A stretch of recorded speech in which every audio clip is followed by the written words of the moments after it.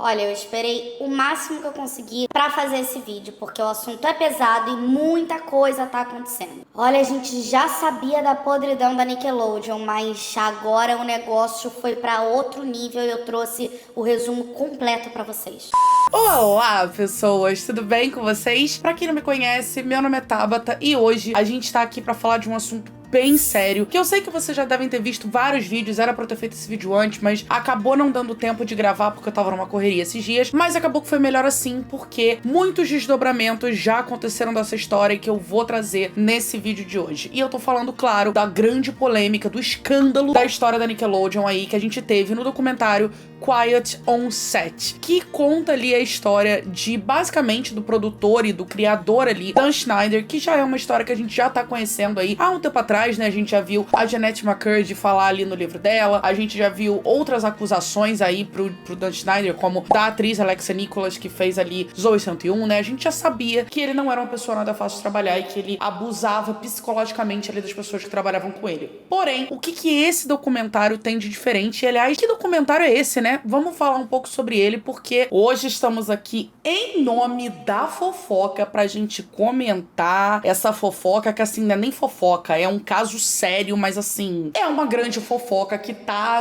bombando nessa internet. No caso, ele não está disponível ainda no Brasil. Ele lá nos Estados Unidos, ele saiu pela Max, que a gente tem aqui no Brasil, mas ainda não tá no catálogo até o momento que eu tô gravando esse vídeo. E esse é um documentário ali contando todos esses escândalos, dividido aí em 4 episódios, onde cada um desses episódios foca numa parte ali dentro dos escândalos que aconteciam da Nickelodeon. E a diferença desse documentário para todas as notícias que a gente já conhecia, basicamente, é dar nome e rosto a muitas das pessoas. Então, pela primeira vez aí, muita gente que trabalhou, seja nos bastidores, quanto nos próprios programas ali da Nickelodeon, foram botar a cara ali no sol pela primeira vez para falar tudo que eles passaram ao longo desses anos aí, trabalhando na Nickelodeon em diversas eras e diversos shows. Mas claro que a gente teve ali uma galera que não se pronunciou e que não apareceu porque negou aparecer. Então a gente vai falar de tudo. Vamos falar do que fala em cada um desses episódios, já que muita gente não teve acesso ao documentário ainda. Então vamos fazer naquele estilo resumão, episódio por episódio aqui nesse vídeo aqui. E no final eu vou fazer um desdobramento do que aconteceu, porque é óbvio que um documentário desse deu muita polêmica. Então os envolvidos ali que não apareceram ou que foram mencionados deram suas respostas e muita coisa foi jogada mais ainda no ventilador por conta disso, né? Repercussão. Então, antes da gente começar aqui, porque esse vídeo vai ser longo, eu já quero pedir pra você se inscrever aqui no canal, deixar o seu like nesse vídeo, porque ajuda muito o YouTube a entender que se você gostou desse vídeo, outras pessoas também podem gostar. Então, o like é super importante, é de graça, não te custa nada, então deixa aqui pra ele poder recomendar pra outras pessoas. E tão importante quanto o like é o compartilhamento, então manda esse vídeo pra aquele seu amigo que tá sabendo um pouco dessa história, mas que não viu o documentário, porque eu tenho certeza que eu vou falar muita coisa que as pessoas estão deixando de lado e que precisam ser faladas também.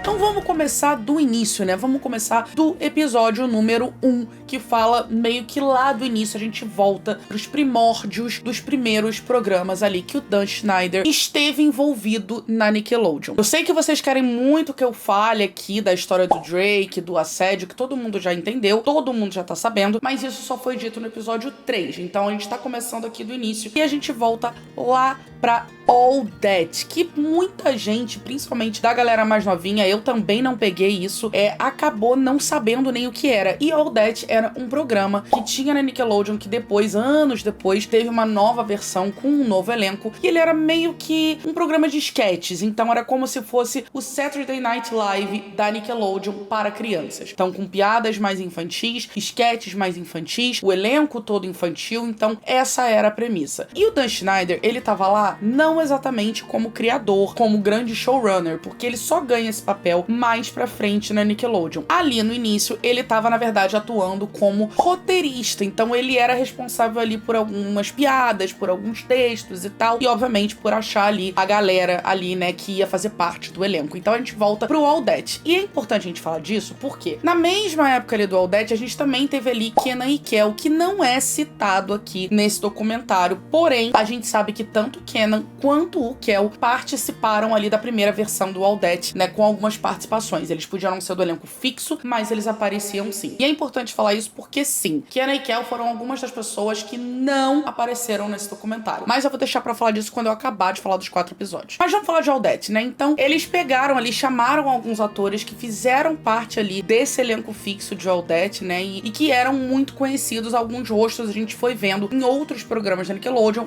outros a gente simplesmente nunca mais viu aí na mídia. Então, alguns exemplos de pessoas que falaram aí dessa primeira leva do Aldete foi aí o Brian Hearney, a Giovanni Samuels e a Katrina Johnson. Foram algumas das pessoas, mas tiveram outras, mas eles falaram muitas coisas. E assim, no Aldete a gente já começou ali a ver umas piadas meio estranhas, meio, né, problemáticas ali quando a gente tava falando de programa pra criança. E isso foi uma coisa que perdurou durante muito tempo em muitas produções aí do Dan Schneider. Só que ali no início já tinham algumas e, bom, ele era um dos roteiristas. Então, né, guardem isso. Isso é muito importante, principalmente pro que a gente vai ver aí nos desdobramentos dessa história. Então, durante o Aldete a gente tinha muitas piadas sexistas, machistas, e com cunho pornográfico aí, quando a gente falava de público infantil. E lembrando que o elenco ali tinha, em média, entre 10, 12, 13 anos. Então, assim, também estamos falando de crianças atuando e fazendo esse tipo de piada. E eu acho muito interessante a gente comentar, né, que a gente teve aí, ao longo de várias eras do Dan Schneider, ele tinha, sim, claramente, uma leva de favoritismo entre alguns dos atores ali que ele trabalhava. Isso fica bem claro aí ao longo dos anos, né, como a gente viu aí muito com a Miranda Cosgrove, ou então, de repente, até mesmo com o Josh. A gente vê bastante esse favoritismo, mas ele começou lá na época do Aldete. E a grande primeira favorita do Dan Schneider foi a Katrina Johnson. Vamos chamar ela de uma pré-Amanda Bynes, tá? Meio isso. A Katrina Johnson, ela foi ali a menina dos olhos de ouro ali do Dan Schneider durante o iniciozinho dessa história. Ele amava a Katrina, ele dava vários papéis, várias sketches pra ela.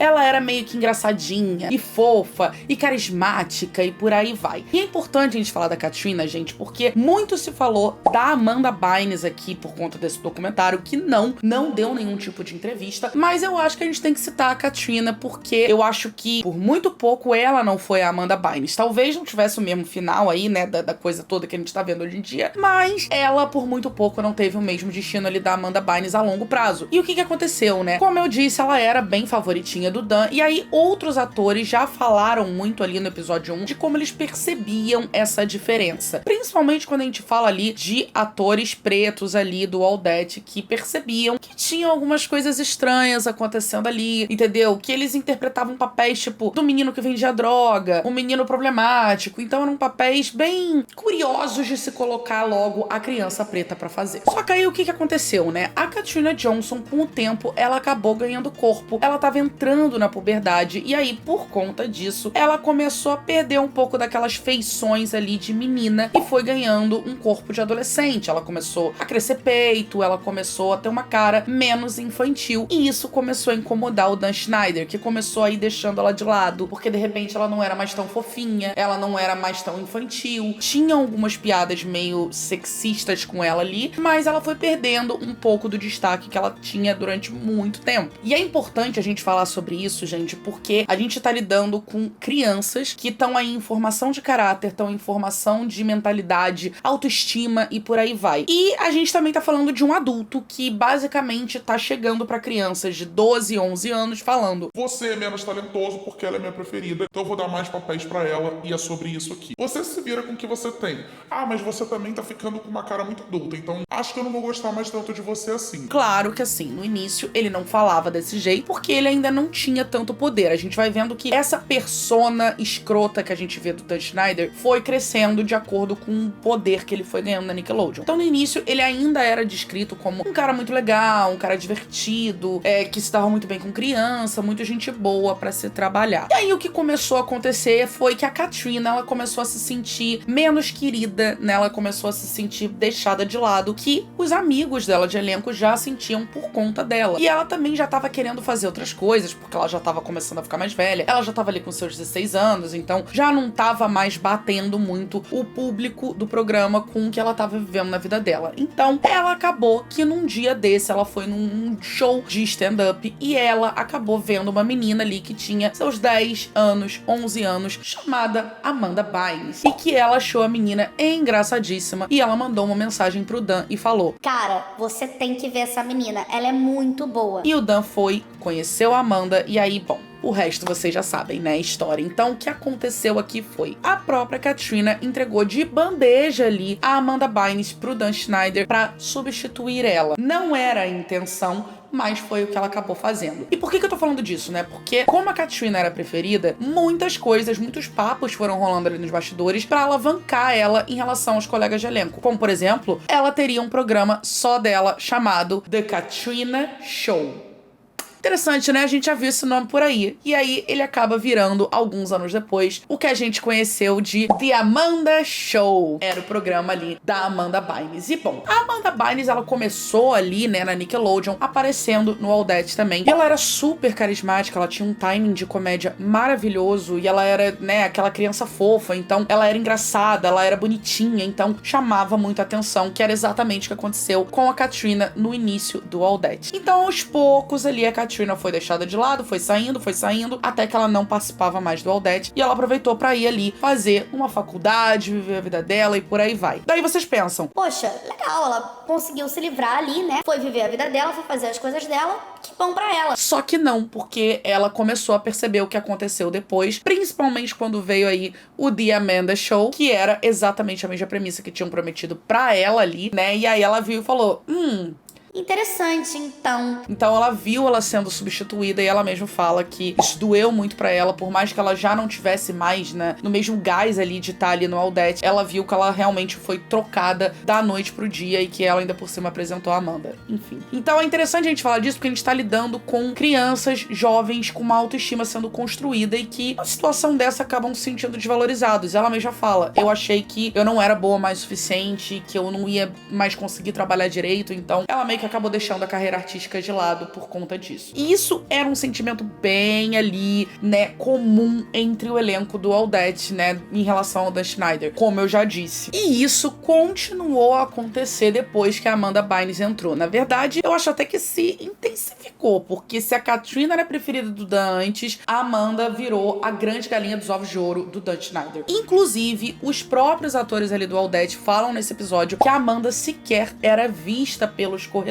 ali dos estúdios da Nickelodeon. Por quê? Porque ela tava sempre em reuniões com o Dan Schneider em salas ali particulares pra desenvolver novos sketches, novos roteiros, novas ideias e por aí vai. Aí você pensa: ué, estranho, né? Pra começo de conversa, ele ficar trancado numa sala com uma garota de 13 anos de idade, sei lá, pra ter ideias, pra apresentar possíveis novos quadros e por aí vai. Por mais que o pai da Amanda, que também não era flor que se cheirasse, estivesse na sala, o Dan Schneider não tem nenhum grupo ali, uma equipe que fizesse esse brainstorm aí de ideias? Já é meio estranho, né? Mas, pois é, a Amanda, ela ficava muito na sala ali com o Dan, e óbvio que os atores sentiam e ficavam: poxa, por que eu não sou chamada pra uma reunião? Por que eu não tenho esse destaque também? Agora vai ser tudo pra Amanda. Talvez eu não seja tão bom assim, sei lá. Só que aí, bom, a gente tá falando de criações, ideias, textos, quadros, e eu acho que justamente esse é o momento que a gente tem que falar sobre a galera da equipe, porque como eu falei, não foram só os atores que foram lá dar a cara a tapa pra falar do Dan Schneider. A gente teve sim membros aí dos bastidores, como roteiristas, assistentes de produção, diretores e por aí vai, que foram falar como era ali trabalhar no set. E como eu disse, né, muitos falaram que no início o Dan era muito legal, muito gente boa, mas que ele tinha umas atitudes meio duvidosas. E o que a gente começou a ver mais aqui, que começou a ficar mais aflorado e mais explícito em relação a essas atitudes, foi bem em relação a duas roteiristas ali, mulheres, que ele tinham, que, diga-se de passagem, eram as únicas roteiristas mulheres ali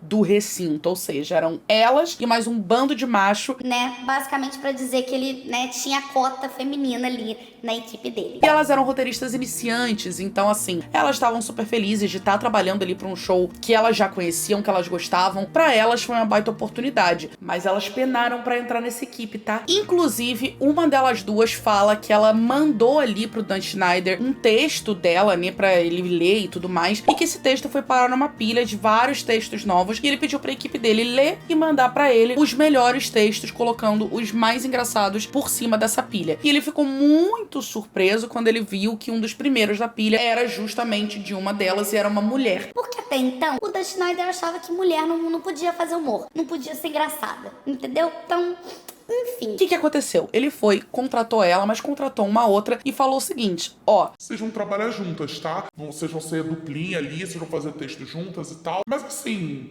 Só pra vocês saberem, é uma prática super comum aqui. Como vocês são iniciantes, vocês vão dividir o salário, tá? Aí você pensa, algum dos outros roteiristas iniciantes homens dividiam salário?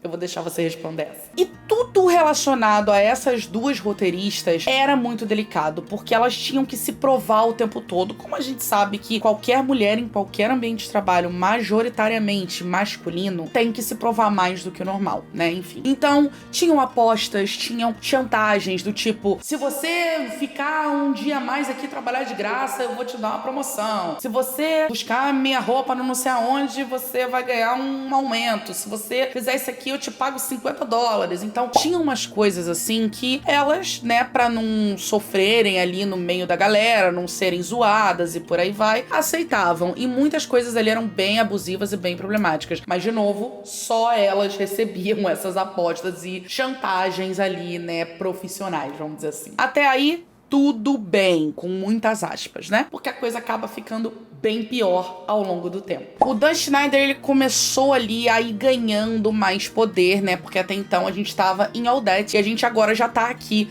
no The Amanda Show. E o Amanda Show foi o primeiro show dele ali, o primeiro programa onde ele realmente era showrunner, ele era o big boss ali, que dava todas as coordenadas de como é que ia ser, o que ele tinha pensado e por aí vai. Ou seja, todo mundo respondia diretamente a ele, não era mais só um roteirista. Justamente por isso essas apostas, chantagens e por aí vai. Só que aí ele começou a fazer umas coisas bem zoadas e bem esquisitas por conta desse abuso de poder que ele tava tendo ali, né? Como, por exemplo, ele chegava lá, pedia pra moça do figurino pra ela parar tudo que ela tava fazendo, independente da demanda que ela tivesse. Ele tá cansado.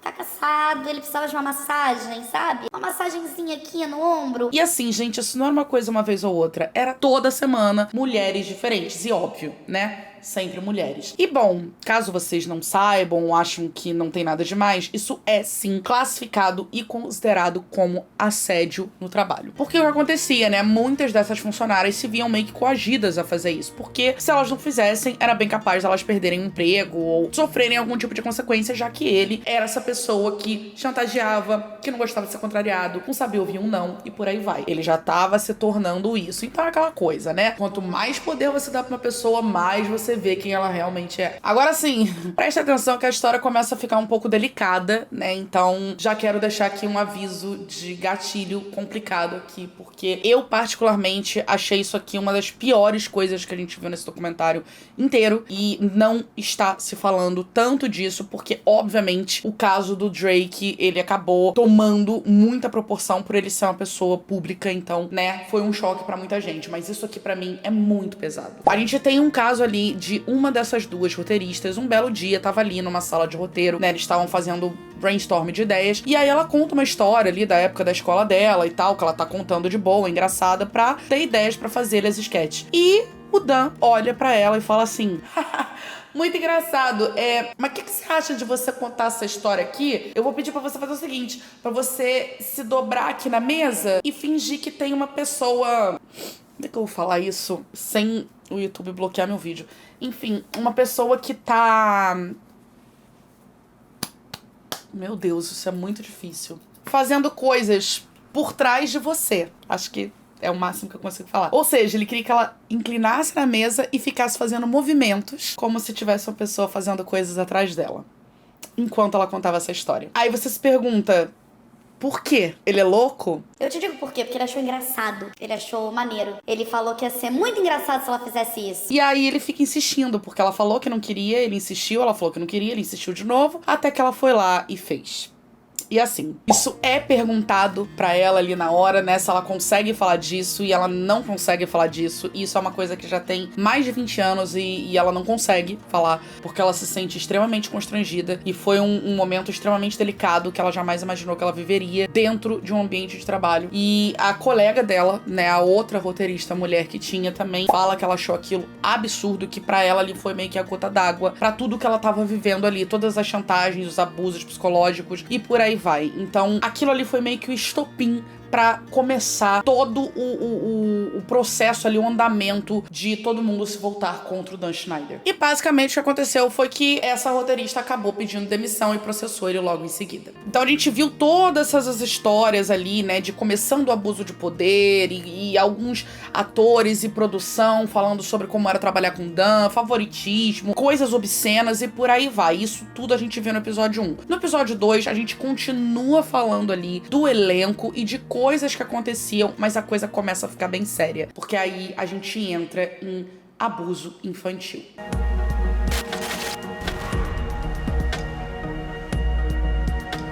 Bom, é aqui que a gente começa a falar do nosso primeiro pedo. Vamos chamar de pedo, né?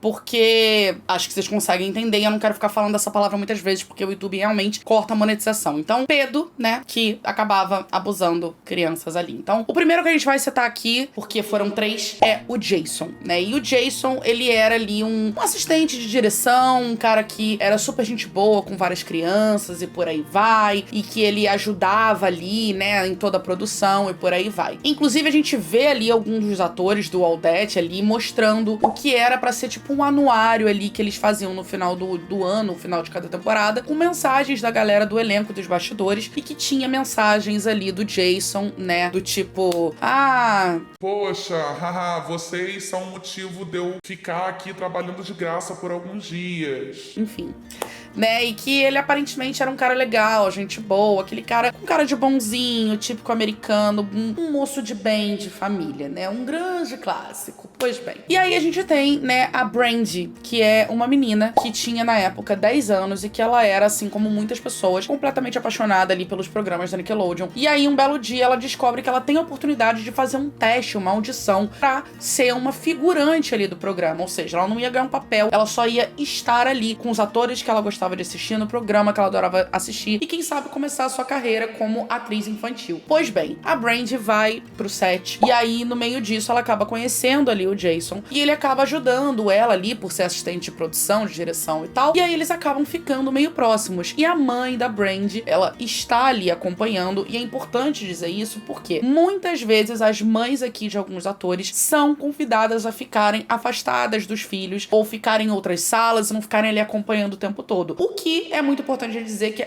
contra a lei, porque lá nos Estados Unidos, um ator infantil, ele tem que ter um guardião ou então um pai responsável ali com ele o tempo inteiro no set. Ele não pode ficar sozinho. Não interessa o que dizem. Então, isso é uma regra. E existem pessoas ali dentro da produção que são responsáveis por manter essa regra ali sendo seguida. E que no caso, nesse caso aqui, não faziam, digamos, o trabalho delas bem feito. E aí a Brandy, ela ficou muito próxima do Jason e tal, eles trocaram e-mail e ficaram se falando durante o tempo onde o Jason chegava, mandava pra ela de coisas que ele fazia no trabalho, de como é que tava um novo programa, um novo episódio, por aí vai. Então eles tinham que uma relação meio que amigável e inclusive a mãe da Brandy olhava esses e-mails, né, justamente pra ver o que eles estavam conversando, a Brandy mostrava também. Então, no início era uma coisa bem amigável, bem inocente. Só que um belo dia, né, depois de um tempo, basicamente o Jason pega e manda pra Brandy uma foto dele completamente sem roupa, dizendo que ele tava mandando aquela foto com as mãos nas partes dele, justamente pra dizer que ele estava pensando nela. Detalhe que ela tinha 10 anos, gente. tá? Muito importante a gente falar isso. A Brandy, na época, ela viu esse e-mail, ela fechou a porta do quarto, ela não sabia o que fazer. A mãe percebeu que tinha coisa de errado, ela vai até a filha e pergunta o que aconteceu. E aí ela acaba vendo o e-mail e acaba ficando em choque. A Brandy chora, entra em desespero, não sabe o que fazer. E, bom, a mãe da Brandy foi muito criticada por muitas pessoas porque ela simplesmente não foi falar com a polícia, ela não denunciou logo de cara porque ela não queria estragar o sonho da filha ou expor a filha de alguma forma. Então ela tava pensando no psicológico da filha de certa maneira, mas de uma forma não muito responsável. Então é uma situação delicada. Eu não acho que o que ela fez ele foi nada de tão absurdo, mas lógico, ela tinha que ter acionado a polícia sim, mas ela tava numa situação complexa ali, aonde a Brandy acabou sendo interrogada e por aí vai, e aí por conta disso acabou se abrindo uma investigação contra o Jason e foi encontrado um monte de coisa de material infantil, de cunho,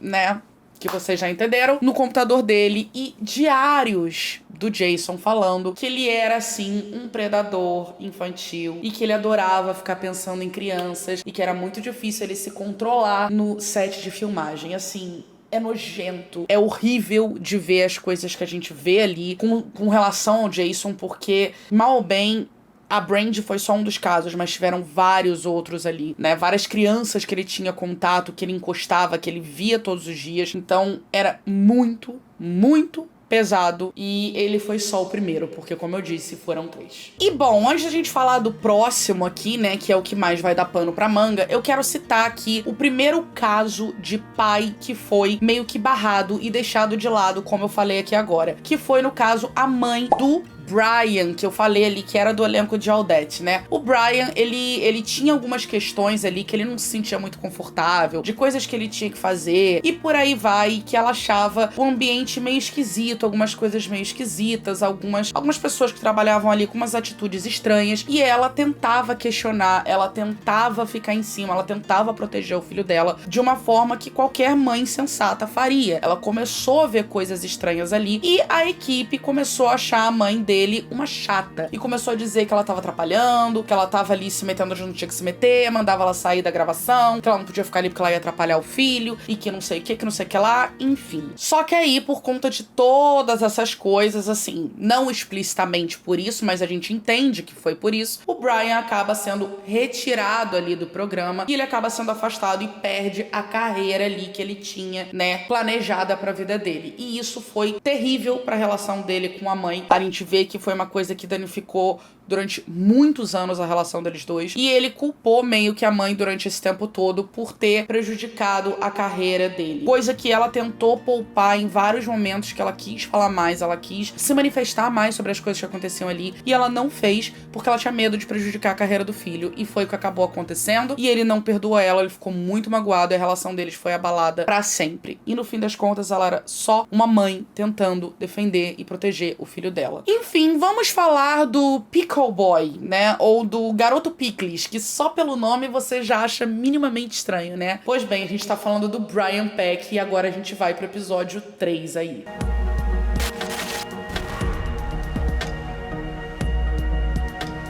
Pois bem, a gente tá falando do Brian Peck, o nosso segundo predador aí infantil, que a gente termina o episódio 2 falando que o Brian, ele era um cara gente boa e tal, mas com um comportamento meio estranho que acaba sendo ali acusado de abuso infantil com um dos atores do elenco. E aí a gente corta, acaba o episódio 2 aparecendo o Drake Bell. Bom, o episódio 3, ele é o mais pesado de todos, eu acho, porque é basicamente o episódio todo pra falar do que aconteceu com o Drake e o Brian, né, que é um caso muito delicado, e até então a gente não tinha confirmação oficial e não sabia que realmente o que aconteceu com essa história toda era com o Drake. Mas vamos voltar aqui do início pra explicar qual é a relação deles dois, como as coisas aconteceram, mas fico aqui de novo com um aviso de alerta gatilho, porque vai falar de coisas muito pesadas aqui. Bom, o Brian Peck, eu já quero deixar claro que ele tem o mesmo sobrenome do Josh, né, do Drake Josh, mas eles não têm nenhum tipo de relação, tá? É só uma coincidência. Bom, o Brian Peck, ele começou ali nos bastidores do show da Amanda como ator, assistente, um cara meio que fazia tudo, que apareceu em alguns momentos ali, e ele ficou conhecido como Pickle Boy, né, ou o garoto Pickles, o cara do Pickles, porque ele era um personagem que tava sempre com uma bandeja de vários Pickles. E bom, né, muitas vezes tinham piadas de cunho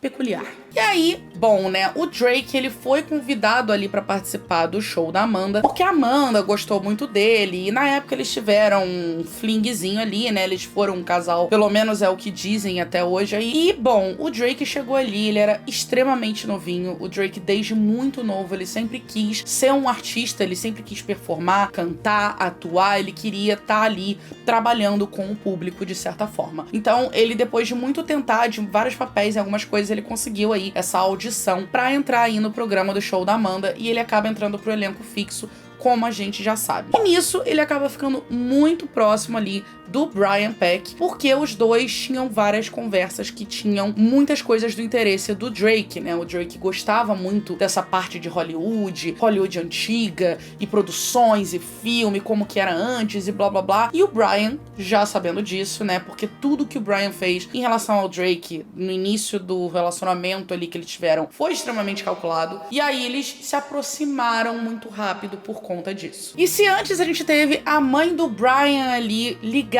em alguns comportamentos com a galera, agora a gente tem aqui o pai do Drake. E o pai do Drake, bom, né, como o Drake era menor de idade, ele tinha ali seus 13 anos, ele ia sempre pro set, ficava ali do lado do filho, e ele começava a achar muito esquisito o comportamento do Brian com o Drake, porque era uma coisa meio obsessiva, né? O Drake, ele também na época tava começando a ter banda e por aí vai, então ele fazia um show aqui, um show ali, e o Brian ia, atravessava o país pra ver um show do Drake, ou então chamava o Drake pra ir na Disneyland direto, porque o Drake amava a Disney, então eram umas coisas bem esquisitas e ficava muito em cima do Drake, encostando demais, e o pai começou a perceber que não era uma coisa normal um cara tão mais velho, tão próximo de um garoto de 13 anos. Então ele começou a ficar, tipo... Deixa que meu filho, chega pra lá um pouquinho. Uma coisa meio assim. Então ele entendeu o que tava acontecendo, mas ele não podia fazer nada pelas mesmas razões ali da mãe do Brian, que era não prejudicar a carreira do filho, não queria também se meter onde talvez não fosse chamado, e por aí vai. Só que o Drake e o pai eram muito próximos, e o Brian começou a perceber que a aproximação dele pro Drake não ia ser uma coisa fácil, por ter justamente o pai como obstáculo. O pai não deixava ele chegar tão perto do Drake como ele queria. Então o que o Brian fez? Ele resolveu começar a colocar caraminhola na cabeça do Drake, que, como eu disse, era muito novinho, tinha ali 13, 14 anos. Aí o que ele começou a falar, né? Olha só, o teu pai, ele tá roubando seu dinheiro, tá? Porque o dinheiro que você tá fazendo com comercial, com os programas e por aí vai, você já tinha que estar muito mais rico. Então abre teu olho. Teu pai tá fazendo você trabalhar e pra pegar o dinheiro pra ele. Presta atenção. E bom, né, o Drake não tinha muita experiência, não se falava muito como eram os pagamentos e por aí vai. Então, na época, ele não sabia sobre ter que dar parte pro agente, parte pro não sei o que e por aí vai. Então, pelo Brian ser uma pessoa que já tinha experiência no show business, que já tinha experiência trabalhando em programas assim, ele começou a acreditar no Brian, começou a meio que se voltar contra o próprio pai. Até que chegou um momento que o Drake virou e falou assim: pai, eu não quero mais que você me represente, eu não quero mais que você seja meu empresário. Agora quem vai me representar é o Brian. Inclusive, vou morar com a minha mãe, eu quero que ela vá lá fazer as minhas coisas. E o Drake, né, tinha os pais separados, que tinham uma relação meio mais ou menos. O pai ali do Drake só quis respeitar a vontade do filho. Ele falou, bom... se é isso que o Drake quer, eu vou... não tenho o que fazer, eu vou respeitar. Aí ele vira pra mãe do Drake e fala... fica de olho no Drake e não deixa ele sozinho com esse Brian de jeito nenhum. Então o pai dele já tava muito ligado nas coisas, e é muito pesado da gente ver isso, porque o pai dele aparece contando, ele aparece falando, e dá pra ver a culpa, o desespero, na voz dele, na maneira que ele tá falando ali. Só que a mãe do Drake, ela tinha a própria vida, a própria carreira, então a longo prazo ela começou a não aparecer tanto nos estúdios, nos ensaios, nas coisas todas, e o Brian quase que virou meio que o grande responsável pelo Drake, né? Enfim. E aí começou a acontecer. Era que o Drake ia pra Disney com o Brian, aí ele voltava, tava meio longe da casa dele, ele começou a dormir na casa do Brian, por aí vai, várias vezes, porque até então era mais fácil ficar na casa do Brian do que voltar pra casa, de fato, pela grande distância. Então, às vezes ele tinha uma audição ou uma viagem, alguma coisa assim. Enfim, por isso ele começou a ficar muito colado com o Brian. E o Brian, né, numa atitude extremamente obsessiva, de ficar ligando, de ficar em cima, era uma coisa... gente, ele era um velho com um garoto de 14, 15 anos já, né, nessa altura, dessa maneira. Então...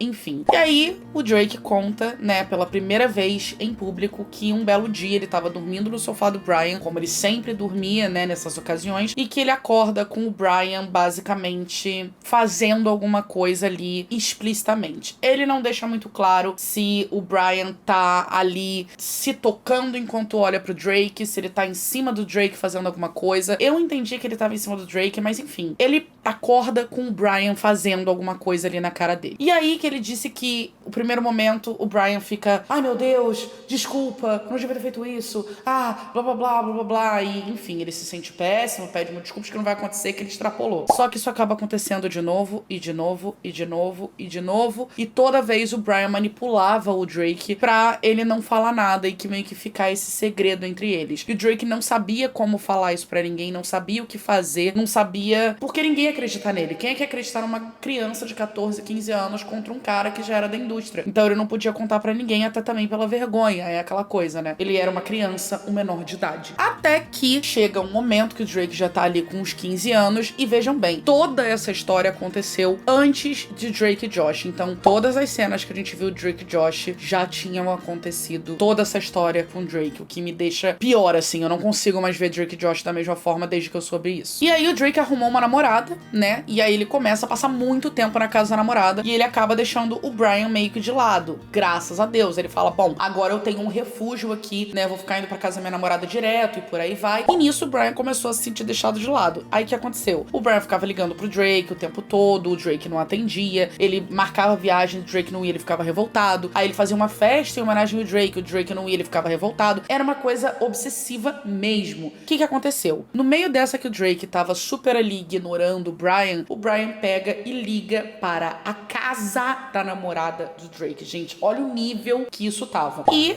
aí, bom, a mãe da namorada do Drake atende o telefone, e aí ela acha muito estranho um cara mais velho ligando pro namorado da filha dela, que tinha 15 anos. O que esse cara quer com o namorado da minha filha? E aí, bom, o Drake fala com ele no telefone, fala que não vai encontrar com ele, porque ele tá na casa da namorada, que ele vai dormir por lá, e é isso. O Brian fica revoltado, o Drake desliga, fica ali e show. No meio disso, a mãe da namorada do Drake fala: Drake, vem cá rapidinho, vamos conversar ali na cozinha. E ela ligou 212 muito rápido. E aí ela vai, fala com o Drake, pergunta se tá tudo bem, e o Drake acaba ali meio que conversando com ela ali sobre a situação. E bom, é aí que a história toda começa. Por quê? O Drake, ele acaba indo falar com a polícia, né, com a ajuda da mãe da namorada, e abre-se uma investigação ali para o Brian Peck. Ou seja, ele liga pro Brian e fala, né, pergunta umas coisas e tal, fala que ele teve uma briga com a namorada, que ele precisava de um lugar pra ficar. E aí, ele chama a polícia tá na casa dele ali, e essa ligação que ele tá com o Brian é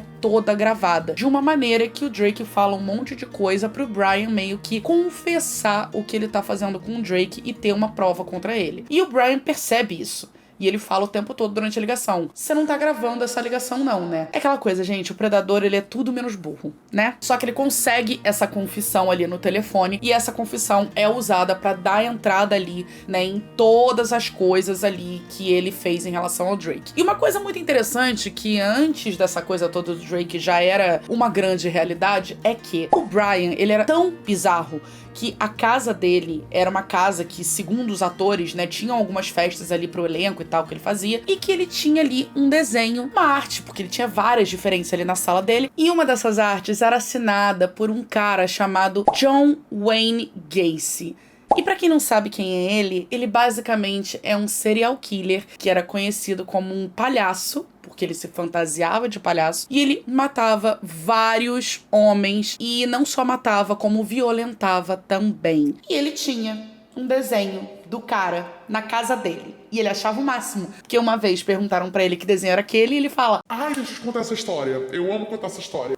E ele fala que é dele, porque ele acha muito legal. Gente, isso aqui já é assim... alerta de polícia, entendeu? Pelo amor... quem é que tem um desenho de um serial killer na sua casa e acha isso demais? Enfim, né, voltando pra história do Drake. Por conta, né, dessa ligação e de tudo isso, abre-se o processo ali, e nisso é encontrado muito material ali de abuso e por aí vai, de coisas bem problemáticas, né? Tal qual como tinha do Jason, que inclusive esqueci de falar, tinha peças, calcinhas, roupas, coisas assim de crianças que ele achava bonitinha.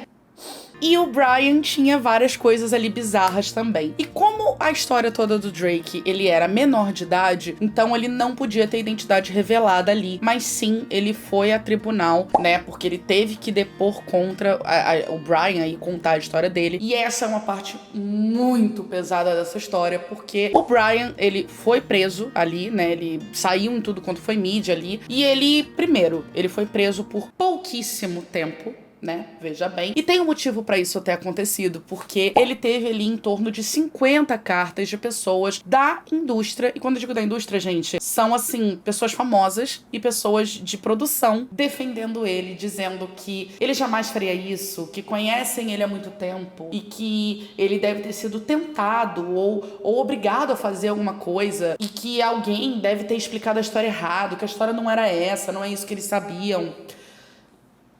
Eu não sei o que essa gente sabia, tá? Mas assim, independente dele ter sido tentado ou não, a gente ainda tava falando de um menor de idade. Então eu não sei qual é a história que eles ouviram que eles acharam plausível defender um abusador. E assim, gente, uma coisa que me doeu muito, acho que foi uma das coisas mais pesadas e difíceis de ouvir do Drake, foi... Ele falou que isso não aconteceu uma vez, né? Como eu já disse, aconteceram várias vezes. E a pessoa que tá entrevistando o Drake pergunta o que exatamente ele fez. E o Drake não consegue nem falar.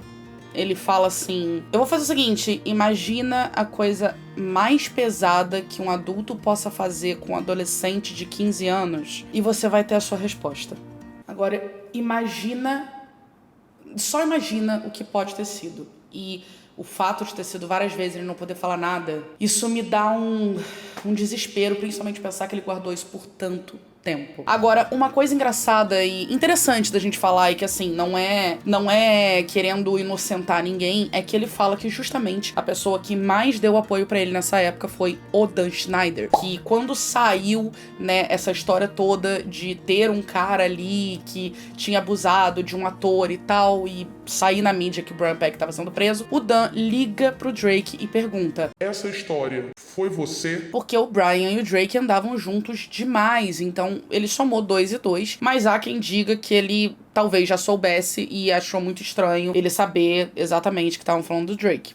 Enfim, mas o Drake acaba confiando ali no Dan, que ele já conhece há muito tempo, e fala que sim, que era ele. Então, no meio do processo, ele vai e conta, e o Dan fala assim: eu não quero que você me fale nada, não precisa me dar detalhes, eu só preciso saber se realmente foi você e eu tô aqui porque você precisava. Então, assim, ele ajuda ali bastante o Drake. E até o que a gente não sabe se tem nenhum tipo de história envolvendo esse tipo de abuso ali do Dan Schneider. Mas tem vários rumores aí que ele pode ter engravidado a própria Amanda Bynes, pode ter engravidado a própria Jamie Lynn Spears, né? Então, ninguém sabe, são boatos, mas ele foi uma das pessoas que ajudou bastante o Drake, e é aquela coisa que o próprio Drake fala: eu só posso falar pela minha experiência, eu não tô aqui pra dizer que a experiência de ninguém não é válida, mas comigo foi isso que aconteceu em relação a ele. Então, enfim. E aí, bom, vamos pro último episódio aqui, que a gente fala bastante do julgamento e dos desdobramentos dessa história toda.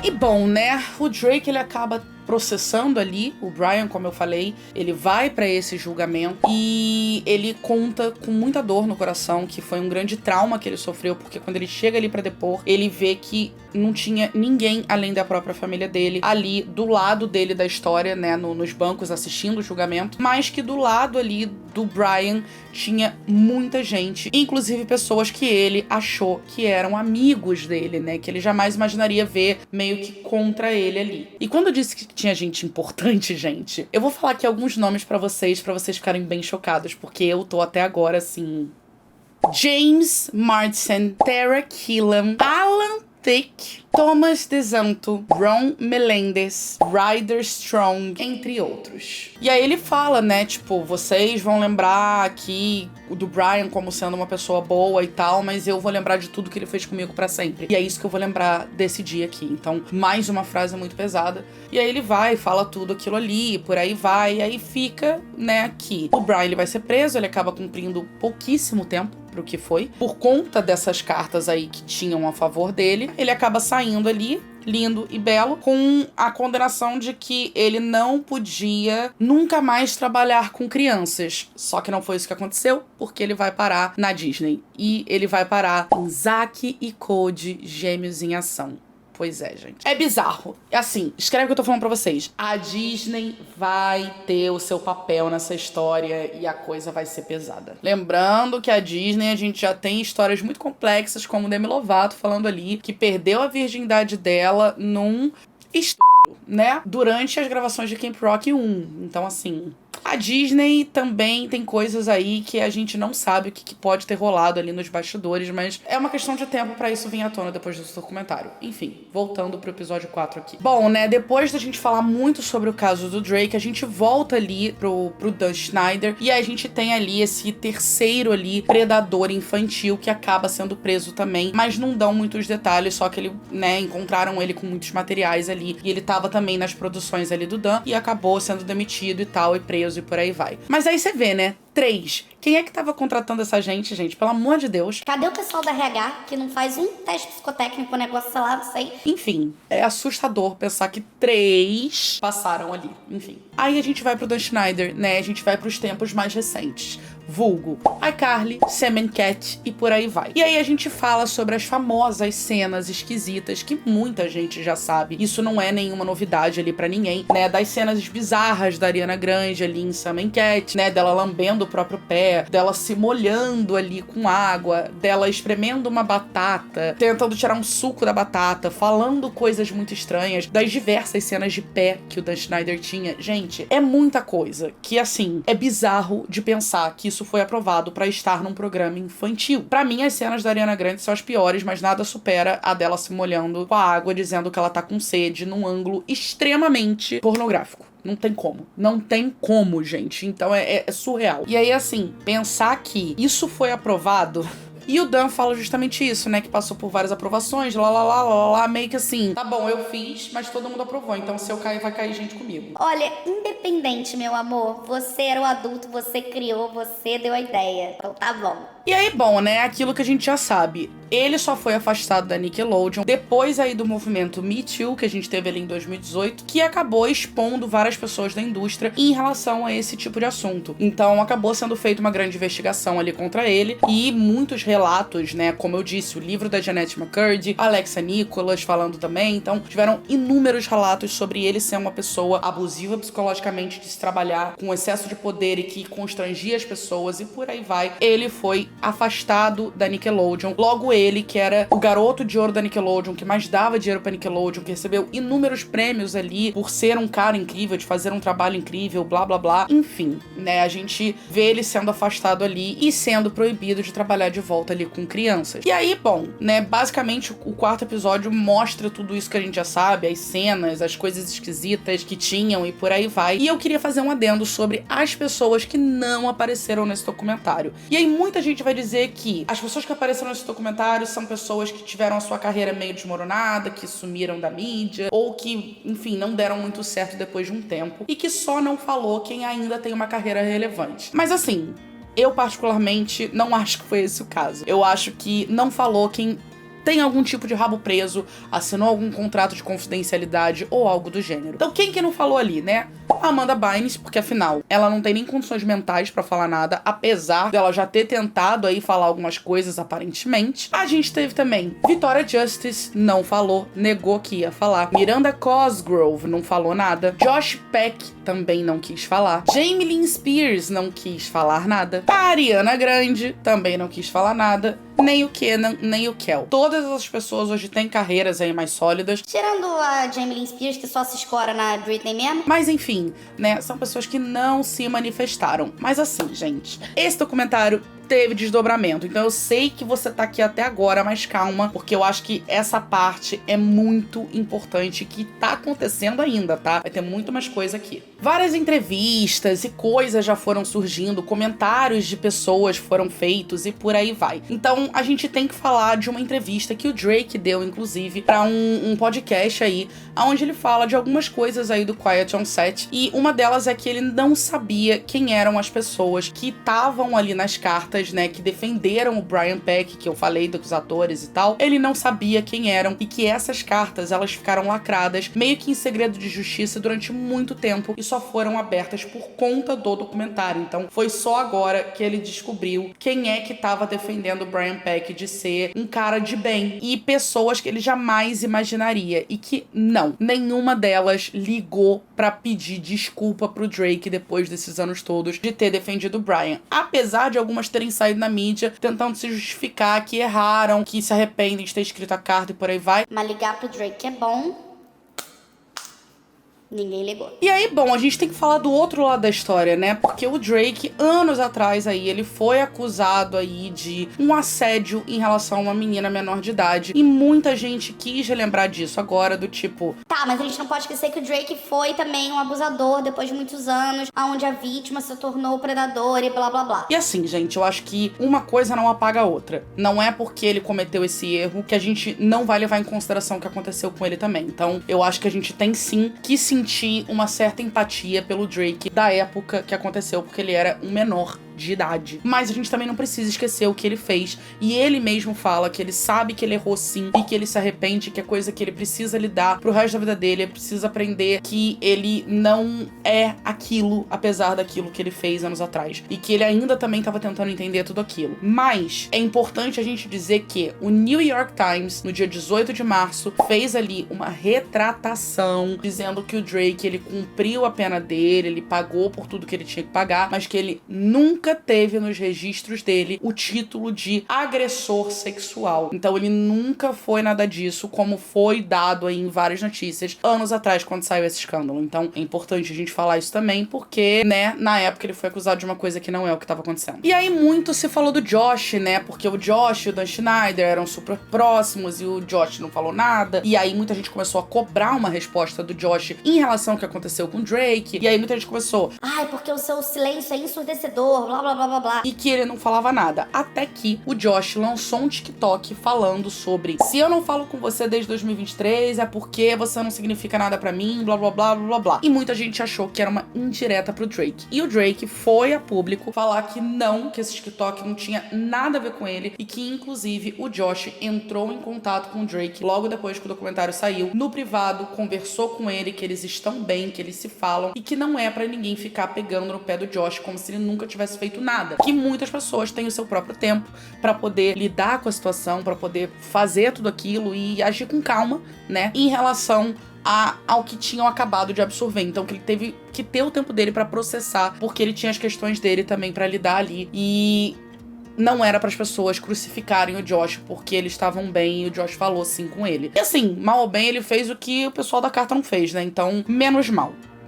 Eu acho que o Drake falou uma coisa que eu concordo, que é: ele não precisava ir a público se ele não quisesse. Pra mim é muito mais importante ele falar comigo do que ele mandar um negócio a público. Que ele acabou fazendo depois, né, falando que ele e o Drake são muito próximos e tal. Ele fez ali o post dele falando, né, dando a sua visão pública sobre o que aconteceu. E aí, inclusive, o Drake lançou um clipe aí chamado I Can Relate, se eu não me engano, aonde nesse clipe tá cheio de easter eggs de várias coisas ao longo da vida dele, né? Então, desde o acidente de carro, a prisão, a ele se mudar pro México, a ele virar pai, até ele ali no Drake e Josh. E a música é uma música muito pessoal, o clipe é mais pessoal ainda. Tem momentos ali da música que ele imita a música tema do Drake e Josh, então você vê que realmente são muitos easter eggs, é um clipe muito bonito de ver, é uma coisa bem Demi Lovato Dancing with the Devil, que conta a história dela ali tendo overdose, a mesma coisa. Então ele aproveitou pra lançar esse clipe nessa mesma época, e muita gente vai dizer que ele se aproveitou do marketing, e assim, errado não está.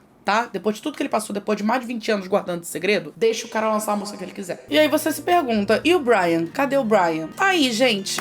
Continua trabalhando, tá? Como ator, produtor, várias coisas. Ele não deixou de trabalhar, ele continua tendo oportunidade de trabalho, inclusive de pessoas que disseram que trabalhariam com ele de novo, que foi o caso de 2 produtores que saíram em defesa dele e contrataram ele pra Zack Code, né? Mas enfim. Atualmente, ele continua trabalhando. Eu tô aqui só esperando o momento que a Disney vai ladeira abaixo, né? Daqui a um tempo coisas vão começar a sair por aí, mas não sei, porque também a Disney, na hora de esconder, ela sabe esconder as coisas muito bem. Aí a gente teve ali o pessoal, né, do Manual sobrevivência escolar de Ned, né? O Devon Werkheiser e os seus dois amigos ali, a Lindsay Shaw e o Daniel, alguma coisa que eu sempre esqueço sobre o nome dele. Eles têm um podcast, né? Que é o manual de sobrevivência da vida adulta do Ned. Então eles têm esse podcast ali, onde eles convidam pessoas de Hollywood, da indústria e por aí vai, e conversam sobre várias coisas. E, bom, eles foram envolvidos nessa polêmica depois do documentário também, porque numa live do Tico-Teco ali, o Devon vai e faz uma piada com o documentário, basicamente, meio que fazendo essa piada com o Daniel, né, com o amigo dele ali, e ele faz uma piada extremamente insensível em relação ao documentário. E aí, isso foi super mal visto, o Drake viu, não gostou, se sentiu mal e tal, e aí, muita gente foi em cima deles, e aí depois disso eles fizeram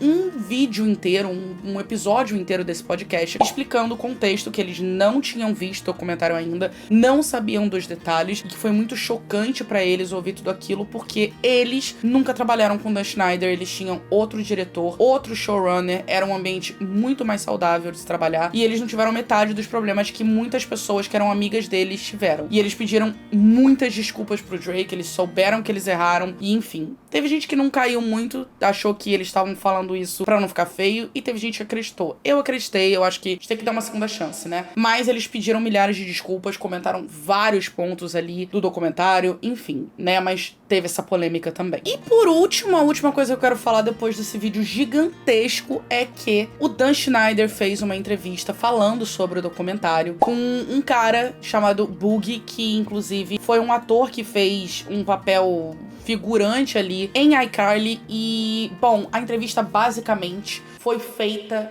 pro Dan Schneider sair como vítima ou pra ele se sair como um cara arrependido, porque nessa entrevista o Boogie fala de alguns pontos do documentário, não fala todos, não fala ali do movimento pesado que o Dan Schneider manda a produtora fazer, não fala sobre algumas outras coisas ali do documentário também. E aí, bom, ali o Dan Schneider ele dá a visão dele, né, que ele se arrepende, que ele deve desculpa a muitas pessoas, pipipi, popopó, que ele jamais faria algumas coisas hoje em dia. E aí ele dá a entender que... Isso eu achei o ápice, assim, é nojento de ver. Você vê que ele não mudou nada, né? Que ele fala que na época eram piadas feitas pra crianças, que crianças achavam engraçado e que hoje as crianças que achavam engraçado são adultos e que só agora que elas percebem que são estranhas. Meio que dando a entender que... Só tem problema porque agora as pessoas cresceram, sabe? Só que assim, você era um adulto. E você fez, não uma, não duas, várias piadas bizarras. E sabendo que elas eram bizarras, não foram sem querer. Então, independente das crianças acharem engraçada, você deveria ter o bom senso de não colocar aquilo. Independente de quem aprovou ou não. Porque ele, obviamente, bota isso em pauta de novo. Então, assim, foi uma entrevista ridícula, que inclusive ele chora. Ele chora no momento que ele vai falar do Drake ali. Então, é uma entrevista horrorosa, ridícula, péssima, desnecessária. Era melhor ele ter ficado na dele. E a gente teve a Alexa Nicholas reagindo a essa entrevista full pistola, e com razão, botando tudo na cara dele, falando tudo, né, rebatendo tudo que ele tava falando ali. Enfim, gente, essa história é muito pesada. Eu acho que ainda vai ter muitos desdobramentos. A gente, de novo, ainda não ouviu nada de Miranda Cosgrove, Ariana Grande, Victoria Justice, e eu nem acho que a gente vai ouvir, porque, né, elas estão seguindo com a vida delas. A Jennette McCurdy não tem mais nada pra falar, ela tem um livro inteiro pra falar disso, tá? Então... ninguém precisa ouvir mais dela. Então, assim, eu acho que isso ainda vai ter muitos desdobramentos, mas eu acho que esses foram os mais importantes aí pra gente ter até o presente momento que eu tô gravando. E eu quero saber o que você achou dessa história. Se você viu o documentário, se você não viu, se você gostou desse resumo. Eu juro que eu tentei resumir, apesar desse vídeo tá enorme, porque afinal são 4 horas de documentário. Esse vídeo eu já nem sei quanto tempo tem. Mas se você assistiu até aqui, muito obrigada. Eu tava louca pra falar desse assunto com vocês, porque me pegou muito. Eu cresci assistindo esses programas, então, por mais que eu já soubesse que trabalhar com The Schneider era uma coisa complicada, eu jamais imaginaria tudo que a gente viu aqui. Então, quero saber o que você achou, qual foi a história que mais te chocou. Pra mim, realmente foi a do Drake e das produtoras, das roteiristas lá. Mas, enfim, quero muito ouvir de vocês aqui. Vamos lembrar que é um caso delicado pra muitas pessoas, então a gente não tem que tentar dar lição de moral em muitas coisas. Eu acho que é um momento muito de empatia, de querer justiça mais do que qualquer coisa. Então, se você assistiu até aqui, comenta: Drake, estamos com você, que eu vou saber que você viu até o final. E é isso, gente. Então, eu vou beber uma água, porque eu estou há 1h30 quase falando desse vídeo. Eu nem sei quanto tempo tem esse vídeo, mas tá muito grande já. Então é isso, gente. Eu espero que vocês tenham gostado, tá? Um beijo enorme pra vocês. Até o próximo vídeo e tchau!